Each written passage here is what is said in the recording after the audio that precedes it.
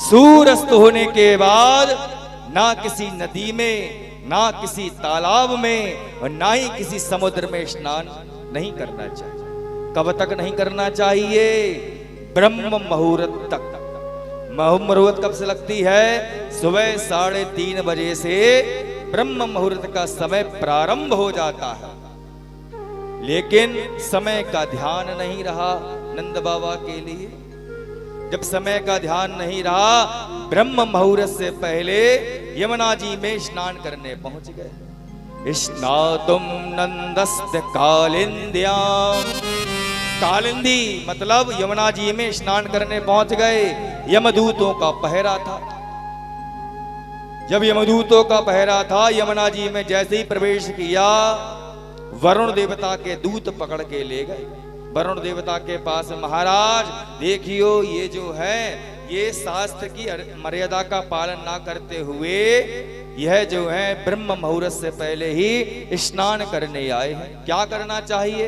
वरुण देवता ने कहा, शास्त्र के अनुसार इनको दंड का भागी बनाया जाता है, इनको बंदी गृह में बंद कर दिया जाए।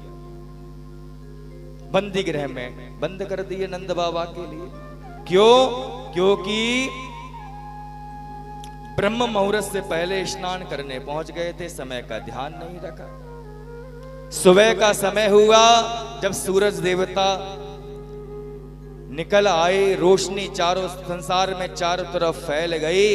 देखा सुबह यशोदा मैया ने कि कहीं दिखाई नहीं दे रहे हैं, ना महल में, ना गौशाला में, ना ही किसी कक्ष में।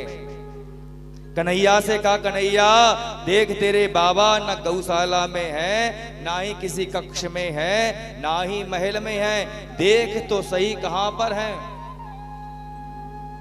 पूरे वृंदावन में खोज लिया, लेकिन नंद बाबा कहीं दिखाई नहीं दिए। बलदाऊ भैया भी गए साथ में, कहीं नहीं मिले। तो देखते देखते यमुना जी के तट पर पहुंचे बलदाऊ भैया और कृष्ण कन्हैया। जब चारों तरफ तलहटी में देखा तो नंद बाबा के चरण चिन्ह दिखाई दिए। कन्हैया ने कहा, देखो बलदाऊ भैया, बाबा के चरण चिन्ह तो दिखाई दे रहे हैं यमुना जी के तट पर अंदर जाते हुए, लेकिन निकलते हुए चरण दिखाई नहीं दे रहे। इसका मतलब क्या है कि नंद बाबा जो हैं वह अंदर हैं यमुना जी के। बलदाऊ भैया ने कही, देख कन्हैया, मैं तो कहूँ गौ ना हूं यमुना जी के अंदर, तू कल्लई तो गौ, तुझे पता है कौन सा गड्ढा कहां पर है, कहां पे यमुना जी की पूरी तलहटी तूने देखी भई है। इतना कहा, कन्हैया ने छलांग लगाई, क्योंकि पहले ही देख चुके थे यमुना जी कहां पे कितनी गहरी है, कितनी ना गहरी है। अंदर गए तलहटी में, पूरी यमुना जी में देखा, लेकिन कहीं पर भी नहीं दिखाई दिए नंद बाबा। यमुना की तलहटी से सीधे पाताल लोक में पहुंचे, पाताल लोक से सीधे पहुंचे वरुण लोक। वरुण लोक में वरुण देवता को सिंहासन पर देखा तो पहुंच गए। वरुण देवता ने सिंहासन को छोड़ दिया, देखते ही कन्हैया को अपने सिंहासन पर बिठाया। हे प्रभु, आज मेरा वरुण लोक जो है वह धन्य हो गया आपको देखकर। आप यहाँ बैठे, मुझे आरती करनी, आपका सत्कार करना। कन्हैया ने कहा, वरुण आरती सत्कार बाद में हो जाएगा, पहले तो तुम ये बताओ कि मेरे बाबा कहाँ हैं। यमुना जी में स्नान करने आए थे, लेकिन पूरी यमुना जी को देख लिया, वो कहीं पर भी दिखाई नहीं दिए। बताओ कहां पर है, तुम तो जल के देवता हो।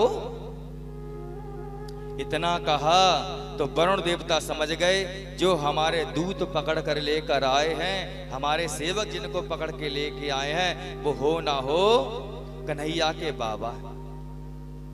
वरुण देवता गए अपने सेवकों के साथ में, बंदी गृह से नंद बाबा को लेकर आए और नंद बाबा कन्हैया को अपने सिंहासन पर बिठाया, उनकी आरती करी, पुष्पों की माला पहनाई, दंडवत प्रणाम किया।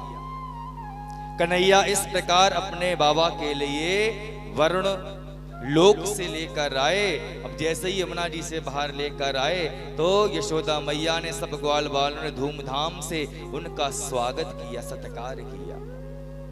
इसीलिए कहते हैं कभी भी सूर्यास्त के बाद में